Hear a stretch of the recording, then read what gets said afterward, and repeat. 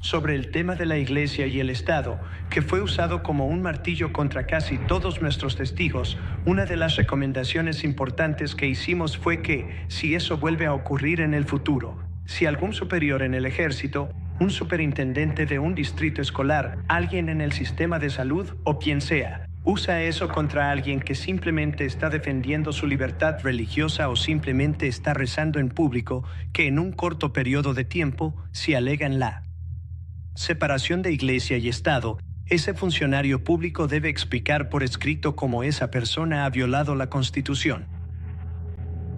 Porque, nuevamente, la separación de Iglesia y Estado no está en la Constitución. Y desde hoy en adelante, si alguien te dice eso y está en un cargo público o trabaja en alguna agencia, en cualquier capacidad oficial, tiene que señalar exactamente en qué parte has violado la Constitución, porque no lo has hecho. Y desde hoy en adelante, esa frase para mí no debería tener ningún poder sobre personas de todas las creencias nunca más en Estados Unidos. ¿Captaste eso? Esta reunión se suponía que era sobre la libertad religiosa y como cristiano, creo que la libertad religiosa debe ser absolutamente protegida. Nadie debería ser castigado por vivir de acuerdo a sus convicciones. Pero lo que acabas de escuchar no solo fue una defensa de la libertad religiosa, sino también un ataque al principio de separación de Iglesia y Estado. Y claro, es cierto que la frase separación de Iglesia y Estado no se encuentra en la Constitución, pero el principio sí está. La primera enmienda dice, el Congreso no hará ninguna ley respecto al establecimiento de una religión ni prohibiendo el libre ejercicio de la misma. Eso significa que no puede haber una religión respaldada por el Estado. Así que esto debería preocupar a todo cristiano que cree en la Biblia, especialmente porque Apocalipsis 13 advierte que la Iglesia y el Estado se unirán cuando se forme la imagen de la bestia y entonces se impondrá la falsa adoración, la marca de la bestia. Ahora mira lo que dijo Trump sobre por qué estableció la Comisión Presidencial sobre Libertad Religiosa. Establecer la Comisión Presidencial sobre Libertad Religiosa para identificar las amenazas al libre ejercicio de la religión en nuestro país y para brindar recomendaciones de acción. Estados Unidos fue fundado por personas de fe y se estableció como un refugio para la libertad religiosa. Es tan importante ahora que nos preparamos para celebrar el 250 aniversario de nuestra fundación la próxima semana. Es justo que trabajemos para fortalecer este derecho fundamental y lo más esencial. Tener libertad para las generaciones futuras. Queremos libertad religiosa. Queremos libertad, pero también queremos libertad religiosa. Vamos a estudiar detenidamente este informe que me están presentando hoy como presidente. Y mi administración seguirá trabajando realmente con los pilares de la protección de la libertad religiosa para todos los estadounidenses. Yo. Realmente no tengo ningún problema con lo que dijo Trump aquí. De hecho, estoy de acuerdo en que la libertad religiosa debe ser protegida. Todas las religiones, no solo los cristianos, deberían tener el derecho de practicar su fe sin ser discriminados ni castigados, especialmente cuando se trata de toda esta locura woke.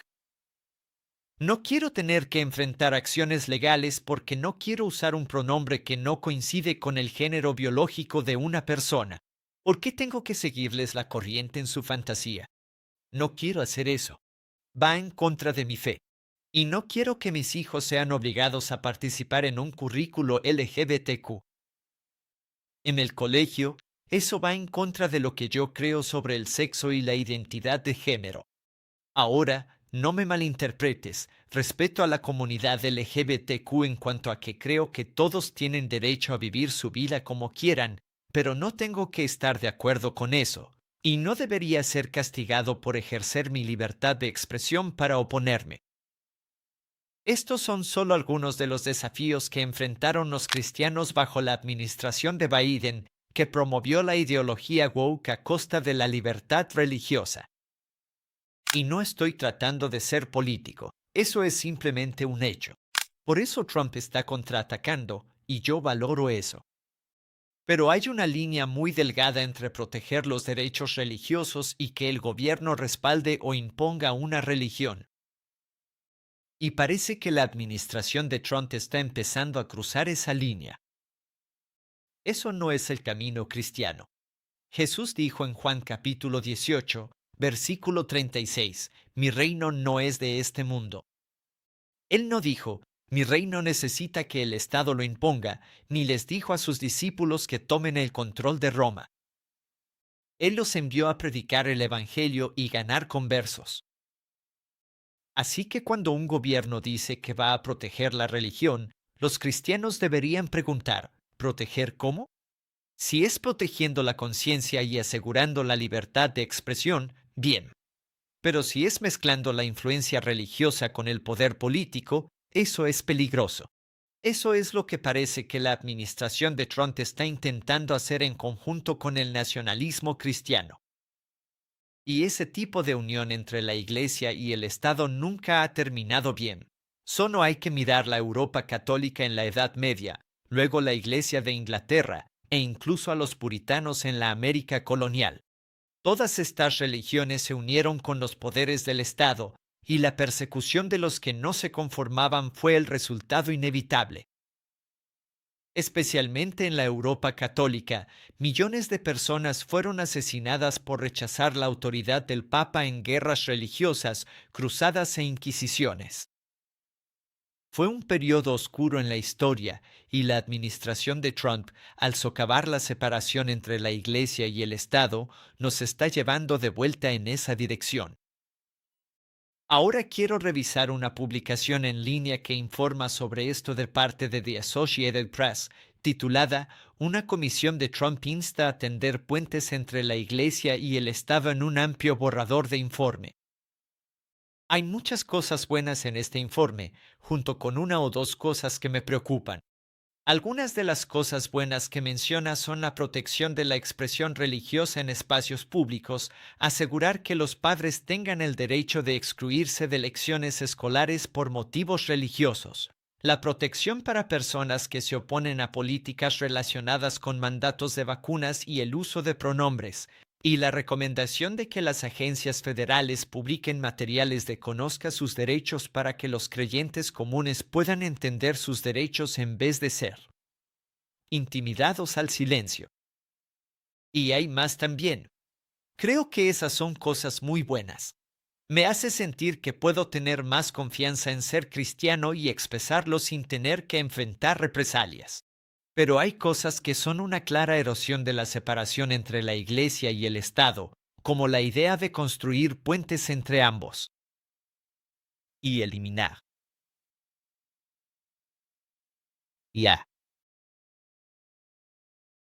Enmienda Johnson. Dice, la enmienda Johnson impide que las iglesias exentas de impuestos respalden a candidatos políticos. Eliminarla convertiría a algunas iglesias en máquinas políticas.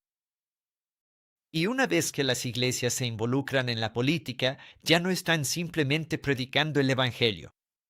Se convierten en instrumentos de poder político.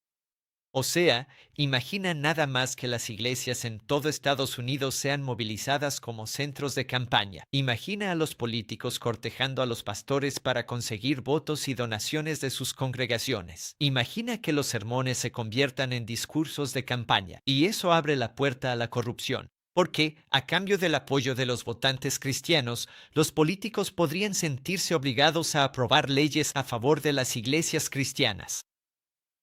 Y esto me hace recordar algo que leí en El conflicto de los siglos de Elena White, y también se relaciona con la marca de la bestia en Apocalipsis 13. En El conflicto de los siglos, página 592, dice, los gobernantes y legisladores, en otras palabras, los políticos, para asegurarse el favor del público, cederán a la demanda popular de una ley que obligue a la observancia del domingo. La libertad de conciencia, que ha costado un sacrificio tan grande, ya no será respetada. Entonces, ¿por qué los políticos aprobarán leyes dominicales? Al menos una de las razones es porque el público religioso lo exige. Y si no existe la enmienda Johnson, será más fácil para los líderes religiosos persuadir a los políticos para que lo hagan. Podrían decir, te apoyamos si logramos que salieras elegido. Ahora es momento de que nos devuelvas el favor y apruebes nuestra ley dominical. O si no, la próxima vez le diremos a nuestra congregación que vote por otra persona. Y el bloque de votantes cristianos en Estados Unidos es muy poderoso. Fueron influyentes para que Donald Trump fuera elegido en ambos de sus mandatos presidenciales. Además, Apocalipsis 13 advierte sobre la adoración que será impuesta mediante presión política y económica. Presión. El versículo 12 dice, y ejerce toda la autoridad de la primera bestia en presencia de ella, y hace que la tierra y los que en ella habitan adoren a la primera bestia, cuya herida mortal fue sanada.